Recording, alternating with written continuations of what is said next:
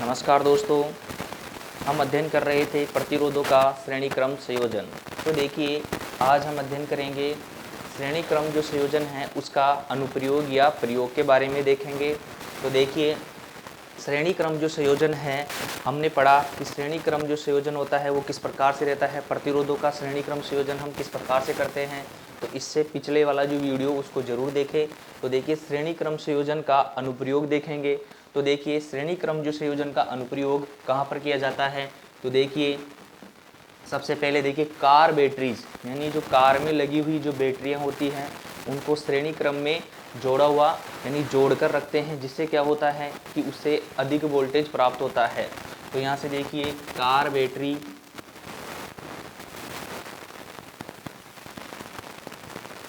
Car battery में दूसरा यहाँ से देखिए जो टार्च बैटरी होती है, जो प्रकाश यानी प्रकाश उजाला करने के लिए जो बैटरी प्रयोग में ली जाती है, उस बैटरी में प्रयोग में लेते हैं, उसे क्या बोलते हैं, टार्च, प्रकाश टार्च। क्या बोलते हैं, प्रकाश टार्च में, कार बैटरी में, प्रकाश टार्च में क्या होता है कि कहीं प्रकार इस प्रकार से देखिए, इसमें ये कोई प्रकाश टार्च है, इस प्रकार से। तो इसमें क्या लगे हुए रहते हैं, सेल इस प्रकार से श्रेणी में, जैसे देखिए यहाँ पे माइनस प्लस, तो यहाँ से देखिए इसका क्या रहता है माइनस, इसका क्या रहता है प्लस। तो यहाँ से देखिए इस बैटरी का माइनस और इस बैटरी के प्लस से इस प्रकार से सर्किट में जुड़ा हुआ रहता है। इससे क्या होता है कि इससे अधिक वोल्टेज प्राप्त होते हैं। श्रेणी क्रम में जब इसे जोड़ा जाता है तो टोटल वोल्टेज जो होता है वो क्या होता है, अधिक प्राप्त होता है। तो देखिए प्रकाश टार्च में तीसरा देखिए यहाँ से जो सजावटी जो लैंप होते हैं, यानी जो सजावटी लैंपों जो सजावटी कार्यों में जो मिनी लैंप्स होते हैं, उनका क्या रहता है, एक समूह जो रहता है वो भी किस प्रकार से रहता है, श्रेणी क्रम में। तो ये ध्यान रखिए। तो देखिए सजावटी लड़ी में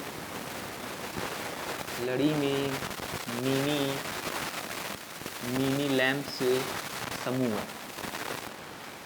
ये भी किस में रहता है, ये भी श्रेणी क्रम में रहता है। और देखिए फोर्थ यहाँ से देखेंगे फ्यूज, यानी सर्किट में फ्यूज जो रहता है वो भी कौन से क्रम में रहता है, सीरीज क्रम में। तो यहाँ से देखिए फ्यूज का संयोजन कौन से क्रम में रहता है, श्रेणी यानी सीरीज संयोजन में रहता है। और यहाँ से देखिए एक स्टार्टर में प्रयोग ली जाती है ओवरलोड रिले, क्या होती है, अति भार कुंडलन। तो देखिए यहाँ से ये भी क्या होती है, ये भी सीरीज में लगाई जाती है, अति भार कुंडलन। क्या है, अति भार कुंडलन जो होती है वो भी कौन से क्रम में लगाई जाती है, सीरीज क्रम में लगाई जाती है। और यहाँ से देखिए 5वें नंबर पर देखेंगे, तो यहाँ से देखिए पहले कार बैटरी में कौन सी होगी, श्रेणी क्रम में, प्रकाश टॉर्च में श्रेणी क्रम में। यहाँ से देखिए सजावटी लड़ी में जो मिनी लैंप्स का जो समूह होता है वो भी सीरीज में होता है। फ्यूज का जो संयोजन होता है वो भी कौन से होता है, सीरीज क्रम में। और अति भार कुंडल जो होती है, अति भार जो कुंडल होती है वो भी कौन से क्रम में होती है, सीरीज क्रम में। और यहाँ से देखिए जो वोल्ट मापी जो होता है, यानी वोल्ट मापी के गुणक के रूप में, किसमें लेते हैं, वोल्ट मापी के गुणक के रूप में। अभी देखेंगे वोल्ट मापी के गुणक के रूप में, यानी जब वोल्ट मीटर की जो प्रास बढ़ाई जाती है तो उसमें क्या किया जाता है, प्रतिरोध को क्या किया जाता है, उसके सीरीज में लगाया जाता है। तो ये ध्यान रखें, वोल्ट मापी के गुणक के रूप में। तो अतिभार कुंडल, फ्यूज का संयोजन, सजावटी लड़ी, मिनी लैंप्स, ये इस प्रकार से इनके क्या है, उदाहरण हैं जो ये हमें याद रखना है, एग्जाम में यहाँ से क्वेश्चन पूछ सकता है। तो देखिए श्रेणी क्रम संयोजन का अनुप्रयोग हम देख रहे थे। तो देखिए यहाँ से इम्पोर्टेंट क्वेश्चन जो बनता है वो देखिए, यहाँ से जो टार्च बैटरी के जो संयोजन हैं, यहाँ से वोल्टेज संयोजन, यहाँ से क्वेश्चन पूछा जाता है कि देखिए किस प्रकार से पूछता है। तो यहाँ से देखिए इस प्रकार से देखिए, ये कोई क्या है, लैंप जुड़ा हुआ है,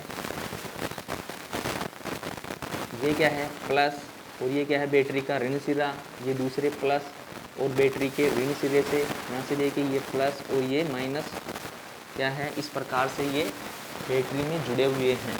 यानी प्रत्येक का वोल्टेज 1.5 वोल्ट है। क्या है, प्रत्येक का वोल्टेज सोर्स कितना है 1.5 वोल्ट। तो देखिए यहाँ से पूछा जाता है कि टोटल वोल्टेज कितना होगा। तो देखिए टोटल वोल्टेज कितना होगा, तो यहाँ से देखिए वोल्टेज सोर्स यानी VS1 ये कौन सा है, S1 सोर्स ये कौन सा है, दूसरा वोल्टेज सोर्स ये कौन सा है, तीसरा वोल्टेज सोर्स। तो देखिए इनमें क्या होता है, वोल्टेज सोर्स का क्या हो जाता है योग, क्योंकि ये किस में जुड़े हुए हैं, सीरीज क्रम में। तो यहाँ से देखिए टोटल वोल्टेज जो प्राप्त होंगे वो किस प्रकार से होगी 1.5 प्लस 1.5। तो देखिए कितना हो गया है, यहाँ से टोटल वोल्टेज कितना प्राप्त हुआ, तो देखिए 1 यहाँ से कितना होगा, अंदर थी 45, यानी जब इनको हम जोड़ेंगे तो कितना प्राप्त होगा 4 पॉइंट कितना होगा 5 वोल्ट। इसका क्या होगा राइट आंसर। तो देखिए यहाँ से इस क्वेश्चन को मॉडरेट करके क्वेश्चन पूछता है, वो किस प्रकार से पूछता है कि इस प्रकार से देखिए यहाँ से 3 प्रतिरोध यानी 3 वोल्टेज सोर्स क्या है श्रेणी में जुड़े हुए हैं। यदि एक की ध्रुवता क्या कर दी जाए, विपरीत कर दी जाए, तो यहाँ से कुल वोल्टेज कितनी प्राप्त होगी। तो यहाँ से देखिए क्या पूछता है, विपरीत संयोजन करने पर एक का क्या कर देता है विपरीत, यानी एक सेल का विपरीत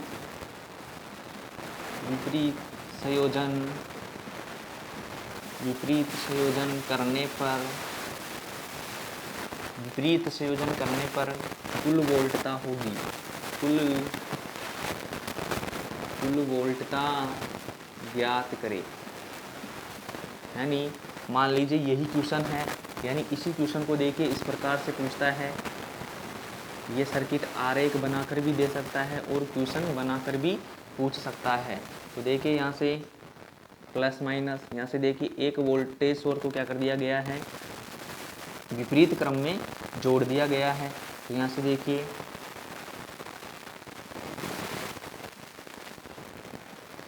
यहाँ से जो ये सेल है यानी सेकंड नंबर का सेल है, इसमें क्या कर दिया गया है, इसकी ध्रुवता क्या कर दी गई है विपरीत।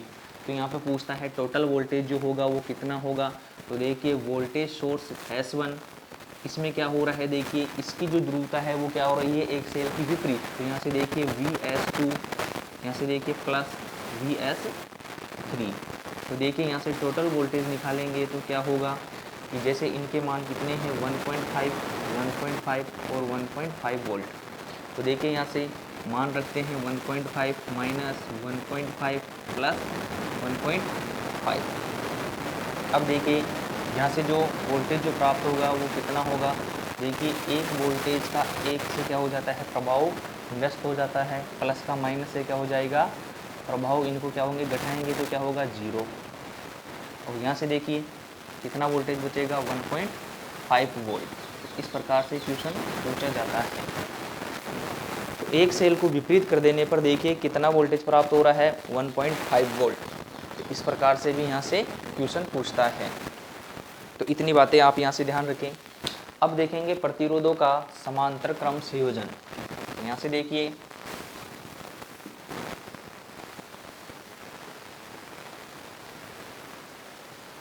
क्या देखेंगे, प्रतिरोधों का समांतर क्रम संयोजन। तो यहाँ से देखिए एक बार फिर से देखते हैं कि जो श्रेणी जो सर्किट होता है, एक सेकंड कुछ महत्वपूर्ण बातें सीख लीजिए यहाँ से कि जो श्रेणी क्रम यानी प्रतिरोधों का श्रेणी में वोल्टता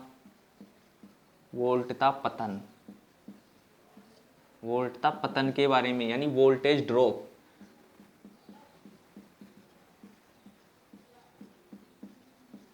जो वोल्टेज जो ड्रॉप होता है प्रतिरोधों को श्रेणी क्रम में जोड़ने पर वह किस प्रकार से होता है, ये भी इम्पोर्टेंट है। तो देखिए इनको देख लेते हैं पहले, किस प्रकार से प्रतिरोधों का वोल्टता पतन जो होता है।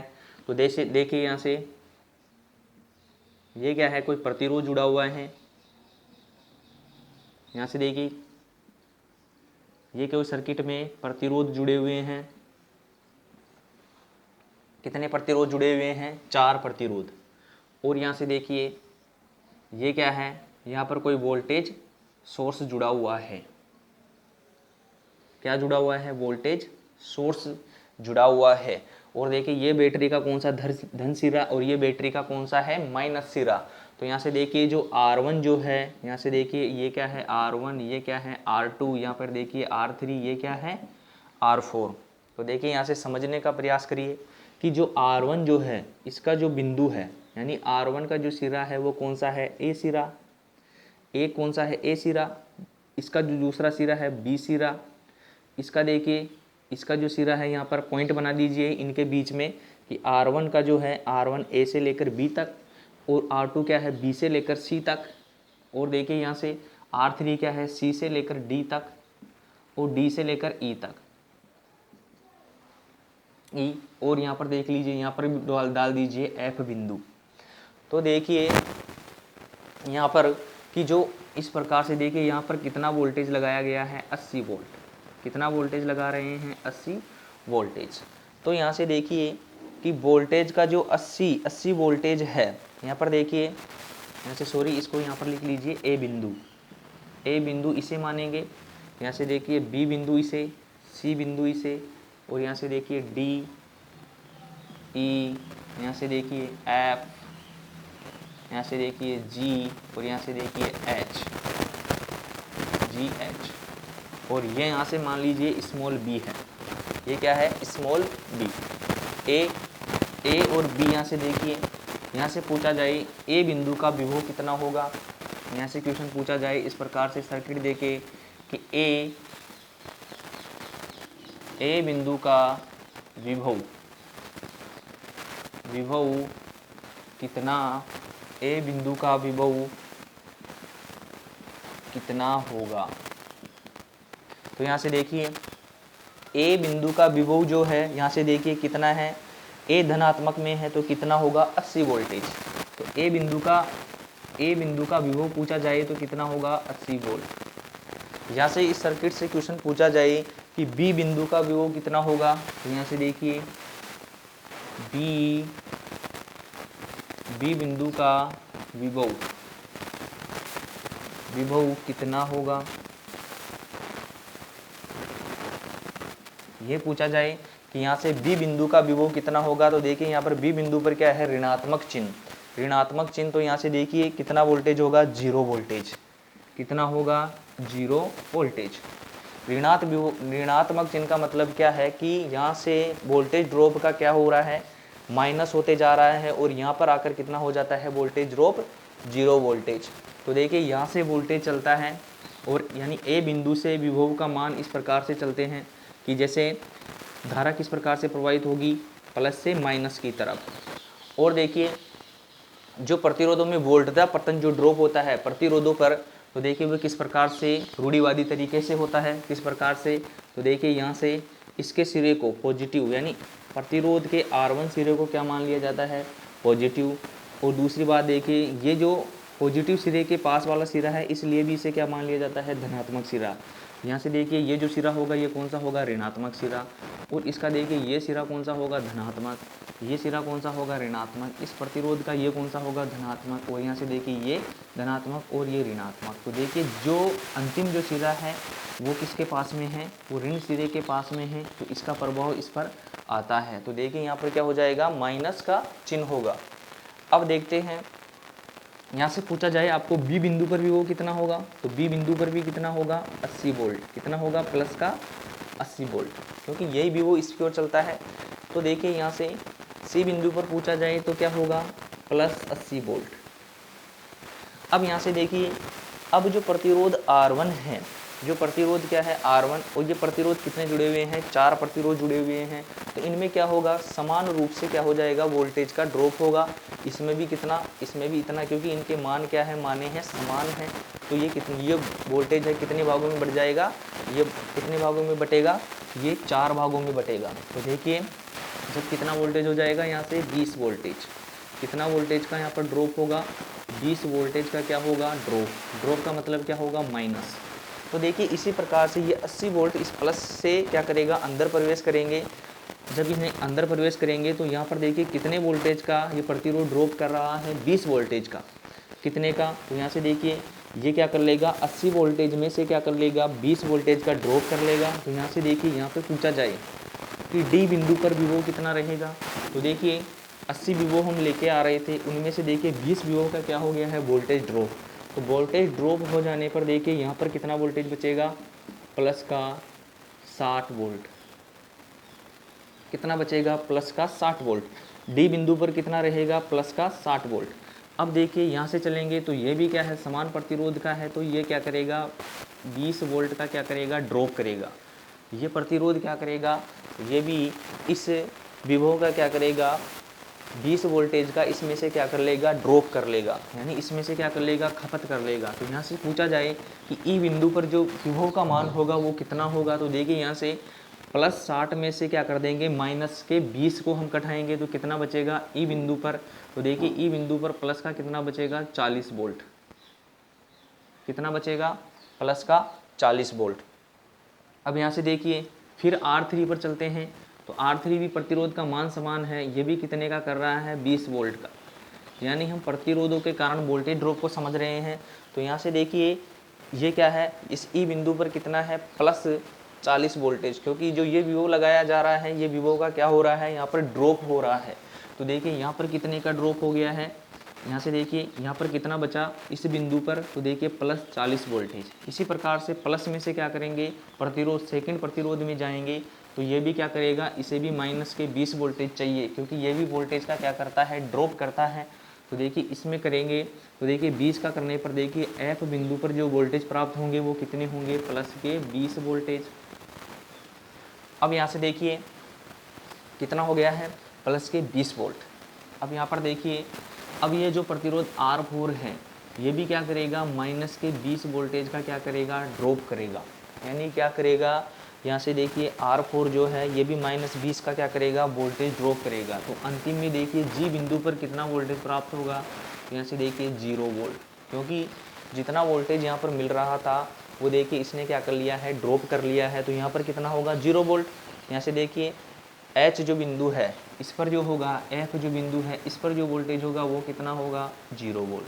तो इस प्रकार से यहाँ पर कोई ड्रॉप नहीं है। तो यहाँ से देखिए इस बिंदु पर क्या होगा, तो इस बिंदु पर भी क्या होगा, 0 वोल्ट। तो इस प्रकार से देखिए ए बिंदु पर कितना विभव होगा, 80 वोल्ट, और बी बिंदु पर कितना होगा, 0 वोल्ट। वो इस प्रकार से होता है क्योंकि यहाँ से चलने पर यहाँ पर क्या हो जाता है, वोल्टेज का ड्रॉप हो जाता है।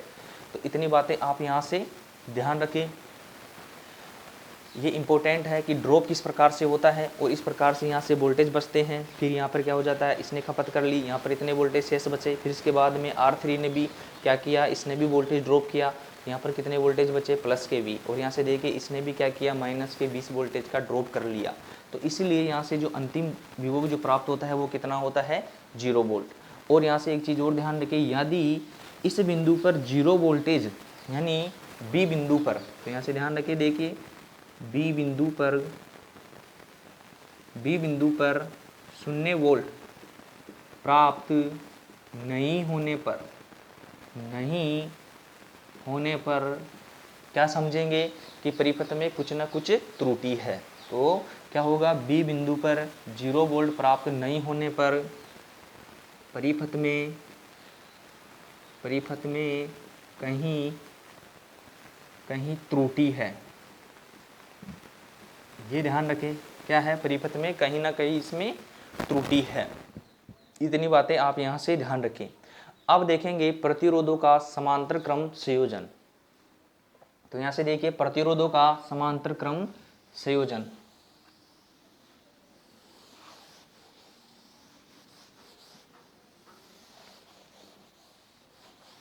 यहाँ से देखिए प्रतिरोधों का समांतर क्रम संयोजन।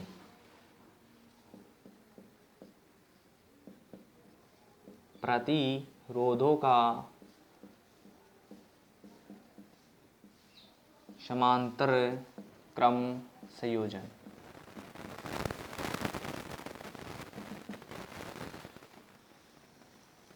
तो देखिए प्रतिरोधों का समांतर क्रम संयोजन देखेंगे तो देखिए समांतर क्रम का मतलब क्या होता है कि इस प्रकार से देखिए समझने का प्रयास करिए। ये कोई प्रतिरोध जुड़े हुए हैं, इस प्रकार से। तो समांतर क्रम संयोजन की जो परिभाषा क्या होगी कि प्रतिरोधों के प्रथम सिरे यानी सभी प्रतिरोधों के प्रथम सिरे एक साथ और अंतिम सिरे एक साथ क्या होते हैं, जुड़े हुए रहते हैं। तो देखिए यहाँ से इसका प्रथम सिरा इसके प्रथम सिरे से क्या होता है, जुड़ा हुआ रहता है। यानी इसका जो प्रथम सिरा इस वाले प्रतिरोध के प्रथम सिरे से और इस वाला का प्रतिरोध का जो प्रथम सिरा है वो एक साथ जुड़े हुए रहते हैं। और देखिए अंतिम जो सिरा है, सेकंड सिरा होता है, वो किस प्रकार से जुड़े हुए रहते हैं, वो एक साथ जुड़े हुए रहते हैं। तो ये चीज़ें आप यहाँ से ध्यान रखें। तो देखिए इसकी परिभाषा क्या होगी कि प्रत्येक प्रतिरोध का प्रथम सिरा, यहाँ से देखिए प्रत्येक प्रतिरोध का प्रथम सिरा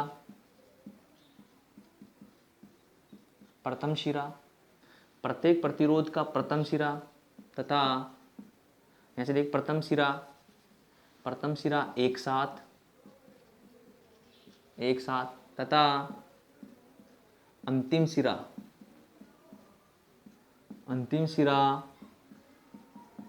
एक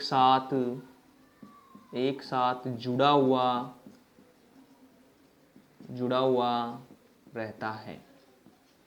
तो देखिए यहाँ से क्या है कि इस प्रतिरोध का प्रथम सिरा, देखिए ये सिरा, इस प्रतिरोध का प्रथम सिरा यानी R1 का प्रथम सिरा, R2 का प्रथम सिरा और R3 का प्रथम सिरा क्या होता है, एक साथ जुड़ा हुआ रहता है। और देखिए अंतिम सिरा जो है वो क्या होता है, एक साथ जुड़े हुए रहते हैं। और देखिए समांतर परिपथ की जो क्या है विशेषता, इसमें क्या होता है, इसमें जो धारा जाती है यानी यहाँ से जो करंट जाएगी वो क्या होगी, अलग अलग भागों में क्या हो जाती है, विभाजित हो जाती है। और ये करंट देखिए यहाँ से बाहर निकल कर क्या होनी चाहिए, ये भी लगाए गई जो यानी यहाँ से जो निकलने वाली करंट है और यहाँ पर जो प्राप्त होने वाली करंट क्या होनी चाहिए, बराबर होनी चाहिए।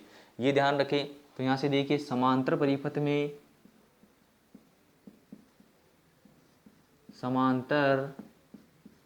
समांतर परिपथ में धारा का विभाजन होता है। क्या होता है, धारा का विभाजन होता है। किस प्रकार से, देखिए टोटल करंट क्या है IT, तो क्या हो जाएगी I1 plus I2 plus I3, यानी धारा के लिए मार्ग जो होंगे वो क्या होंगे, अलग अलग रहेंगे समांतर परिपथ में। और यहाँ से देखिए वोल्टता का मान, यानी यहाँ से देखिए समांतर परिपथ में वोल्टता का मान क्या रहता है, प्रत्येक प्रतिरोध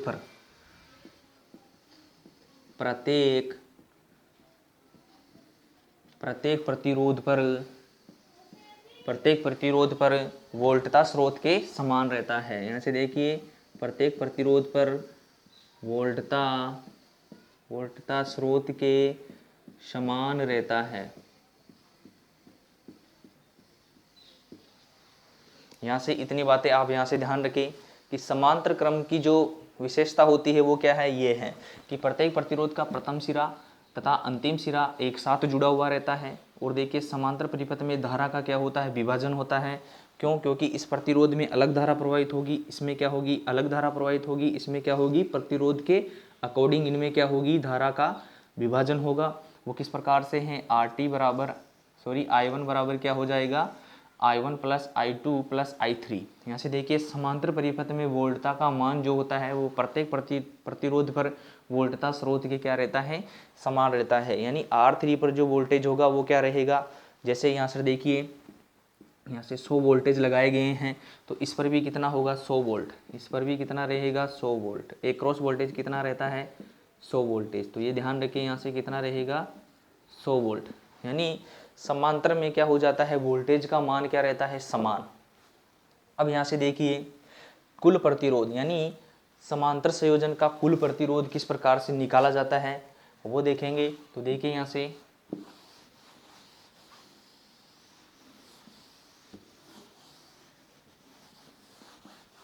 से देखिए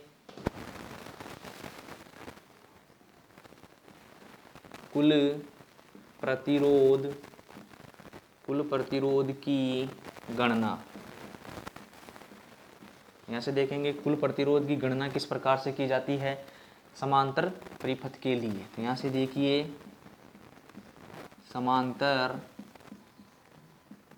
समांतर परिपथ के लिए,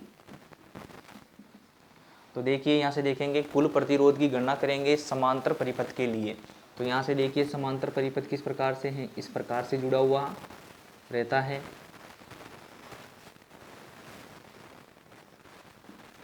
यानी समांतर परिभाषा क्या होगी, जैसे इस प्रकार से ये क्या जुड़ा हुआ है, वोल्टेज सोर्स के साथ जुड़ा हुआ है।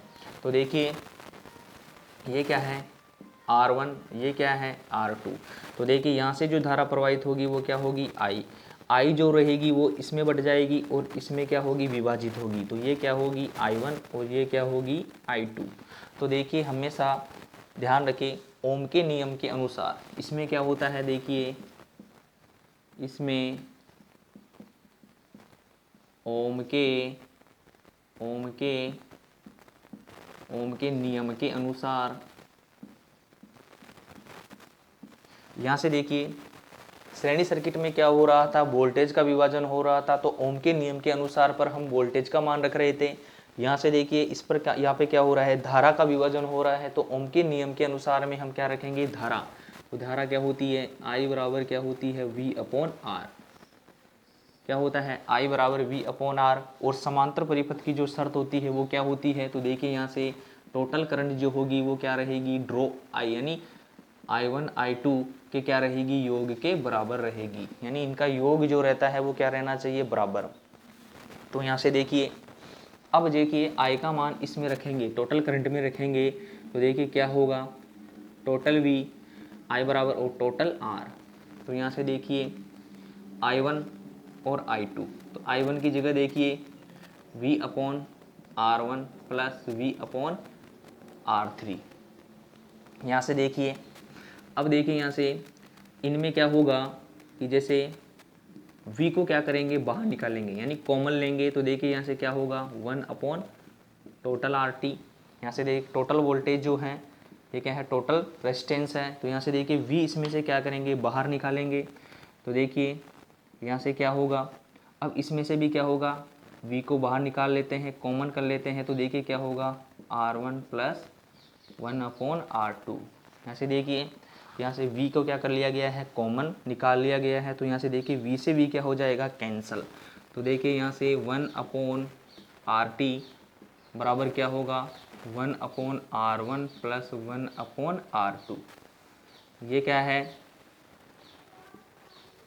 इस प्रकार से इनको एलसीएम लेकर भी हम इसे सोल्व कर सकते हैं। तो देखिए यहाँ से 1/RT जो है वो देखिए यहाँ से क्या होगा, इन दोनों का क्या लेंगे, कॉमन लेंगे। तो देखिए क्या होगा R1 गुना R2, दो प्रतिरोध के लिए देखिए यहाँ से क्या होगा, कॉमन लेने पर देखिए, और यहाँ से देखिए क्या हो जाएगा R1 प्लस R2। जब हम निकालेंगे RT तो क्या होगा R1 गुना R2 बटा R1 प्लस R2। इस प्रकार से इनको सोल्व करेंगे तो इस प्रकार से टोटल प्रतिरोध जो होगा वो इस प्रकार से प्राप्त होगा। और यहाँ से देखिए यहाँ से पूछा जाए कि समान मान के प्रतिरोध यदि समांतर क्रम में जुड़े हुए हैं तो कुल प्रतिरोध का मान कितना होगा। तो देखिए यहाँ से ये कैसे निकालेंगे, टोटल प्रतिरोध यानी समान मान के जुड़े हुए हैं। तो देखिए यहाँ पर किस प्रकार से लिखेंगे कि कितने प्रतिरोध, यानी यहाँ से देखेंगे 10 ओम के प्रतिरोध कितने जुड़े हुए हैं। तो इस प्रकार से यहाँ पर इन्हें सोल्व करेंगे, कैसे कि 10 ओम के प्रतिरोध 10 जुड़े हुए हैं तो टोटल प्रतिरोध यहाँ से देखिए क्वेश्चन बनाता है कि 10 ओम के 10, यानी समझने के लिए देखिए 10 ओम के 10 प्रतिरोध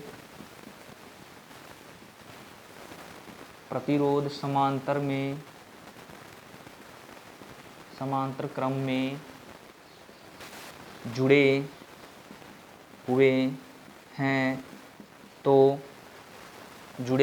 तो कुल प्रतिरोध, यहाँ से देखिए कुल प्रतिरोध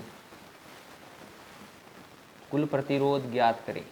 तो देखिए 10 ओम के क्या जुड़े हुए हैं, 10 प्रतिरोध किस में, कौन से क्रम में जुड़े हुए हैं, समांतर क्रम में जुड़े हुए हैं। तो कुल प्रतिरोध कितना होगा, तो देखिए यहाँ से RT बराबर 10 ओम के 10 जुड़े हुए हैं तो कितना होगा 1 ओम। 1 ओम इसका क्या रहेगा, मान रहेगा। यानी और एक चीज़ यहाँ से और ध्यान रखें कि समांतर क्रम संयोजन में कुल प्रतिरोध परिपथ में लगाए गए प्रतिरोध यानी निम्नतम प्रतिरोध के मान से भी क्या होता है, कम प्राप्त होता है। तो एक चीज़ यहाँ से और ध्यान रखिए, तो देखिए समांतर क्रम में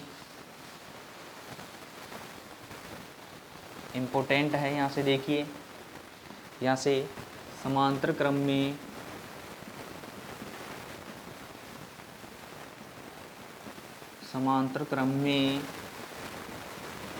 कुल प्रतिरोध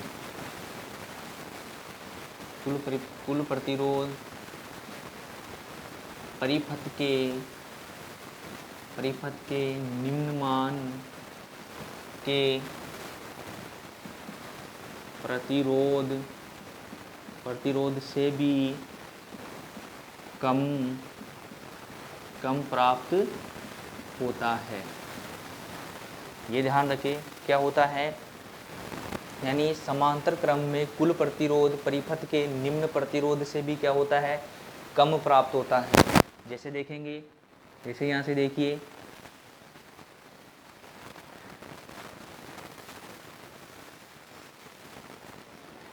यहाँ से देखिए समझने के लिए, ये कितने का है, यहाँ से देखिए 2 ओम का है, ये कितने का है 4 ओम का, ये कितने का है 6 ओम का। तो यहाँ से देखिए टोटल प्रतिरोध निकालेंगे तो देखिए क्या होगा, यहाँ से RT बराबर क्या होगा 1/R1 plus 1/R2 plus 1/R3। यानी ये क्या है 1/RT 1/RT क्या है R1/R2 plus 1/R2 plus 1/R3। तो देखिए यहाँ से 1/RT जो होगा, यहाँ से मान रखिए 1/R3 प्लस 1/R3 का मान कितना है 6 ओम। तो यहाँ से देखिए 1/RT बराबर जो होगा, यहाँ से देखिए एलसीएम लेंगे यहाँ से तो कितना होगा, यहाँ से एलसीएम लेने पर देखिए 12, इसका क्या रहेगा एलसीएम। तो देखिए 12 में जब 2 का भाग देंगे तो कितना आएगा 6। यहाँ से देखिए 12 में जब 4 का भाग देंगे तो कितनी बार जाएगा 3 बार। यहाँ से देखिए कितनी बार जाएगा 2 बार। तो देखिए 1/RT का मान कितना होगा, यहाँ से देखिए 6 2 8 3 11 11/12। तो यहाँ से देखिए RT का मान जो होगा वो कितना रहेगा 12/11। तो यहाँ से देखिए जब इनको डिवाइड करेंगे तो देखिए कितने 0.1 के लमसम क्या रहेगा इनका मान रहेगा। तो देखिए 11 एकम 11, फिर देखिए पॉइंट लगाएंगे, बचा कितना 1, फिर नहीं जाएगा, फिर 0 लगाएंगे, फिर कितना होगा 10। तो इस प्रकार से 1.1 के लमसम इसका क्या रहेगा 1.0। इस प्रकार से देखिए यहाँ से 1 पॉइंट से भी क्या रहेगा 1 ओम से भी, यानी 2 ओम से भी क्या हो रहा है कम प्राप्त हो रहा है। इसका मतलब क्या है कि समांतर क्रम में कुल प्रतिरोध परिपथ में निम्न प्रतिरोध से भी क्या होता है कम प्राप्त होता है। तो इतनी बातें आप यहाँ से ध्यान रखें। अब देखिए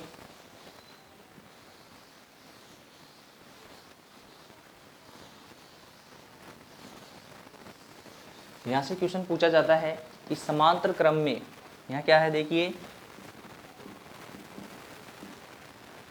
समांतर क्रम संयोजन में यदि एक और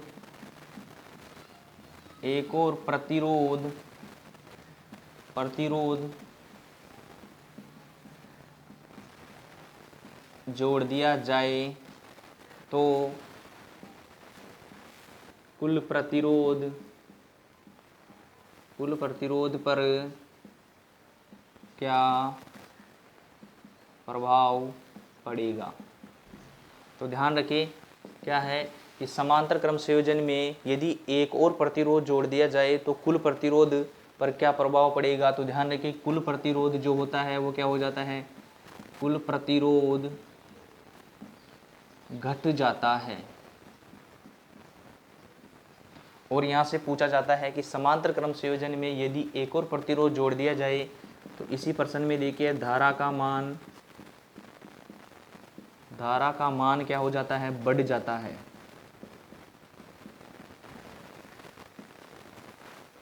कुल धारा का मान क्या हो जाता है, बढ़ जाता है। यहाँ से देखिए कुल धारा का मान पूछा जाए तो कुल धारा का मान क्या हो जाएगा, बढ़ जाएगा। क्यों? क्योंकि यहाँ से देखिए प्रतिरोध घटने पर क्या हो जाता है, धारा का मान बढ़ जाता है। तो इतनी बातें आप यहाँ से ध्यान रखें। और इनके जो सर्किट के क्वेश्चन हैं वो हम टेस्ट के रूप में सोल्व करेंगे।